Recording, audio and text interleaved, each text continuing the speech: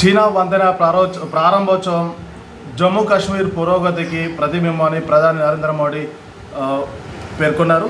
ఎవరు ఎన్ని కుట్రలు పన్నినా కాశ్మీర్లో అభివృద్ధిని ఆపలేవరన్నారు.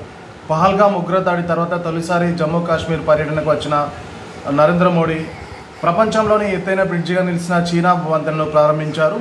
ఈ సందర్భంగా ఏర్పాటు చేసిన కార్యక్రమంలో మోడీ మాట్లాడుతూ పహల్గామ్ దాడి, ఆపరేషన్ సింధూర్ గురించి ప్రస్తావించారు. ఉగ్రవాదులకు తగిన గుణపాఠం చెప్పామని పునరుద్ఘాటించారు. మన పొరుగు దేశం పర్యాటకానికి, మానవత్వానికి వ్యతిరేకమని, మన పర్యాటకాన్ని దెబ్బతీసి పేదలకు పుట్టగొట్టాలని పొరుగు దేశం చూస్తుందని అన్నారు. ఆదిల్ హుస్సేన్ గుర్రం మీద పర్యాటకులను తీసుకెళ్లే పోనీవాలా అని తన కుటుంబాన్ని పెంచి పోషించేందుకు కష్టపడే అతడు ఆ రోజు ఉగ్రవాదులతో వీరోచితంగా పోరాడాడని, అతడిని సైతం ఉగ్రవాదులు పొట్టున పెట్టుకున్నారు.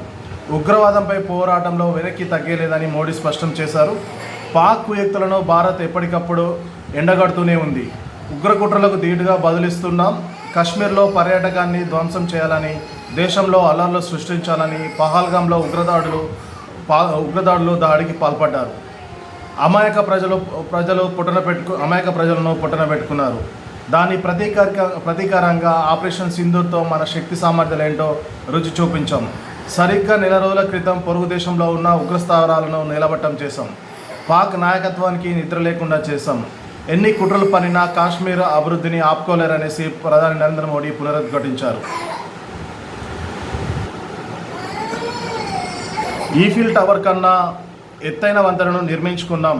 భారత ఇంజనీరింగ్ నైపుణ్యానికి చీనా బ్రిడ్జ్ ఒక ప్రతీక. ఈ వంతెన నిర్మాణంలో ఈ ప్రాంత పర్యాటక ఆకర్షణ నిలుస్తుంది. ఈ బ్రిడ్జి నిర్మాణంలో ఎన్నో సవాళ్లు ఎదురైన మాతా వైష్ణోదేవి ఆశీర్వాదంతో ఇది సాధ్యమైంది. ఈ రోజుతో భారత రైల్వే నెట్వర్క్తో కాశ్మీర్ కూడా అనుసంధానమైంది. ఇక కాశ్మీర్ నుంచి కన్యాకుమారి వరకు వాస్తవ రూపంలోకి వచ్చినట్లయింది. ఈ రోజు కోసం అనేక తరాలు ఎదురుచూస్తాయి. సీఎం ఒమర్ అబ్దుల్లా 8వ తరగతి నుంచే ఈ ప్రాజెక్టు కోసం కలలు కన్నారు. ఇప్పుడు భాజపా ప్రభుత్వం దాన్ని నెరవేర్చిందని ప్రధాని మోడీ తెలిపారు.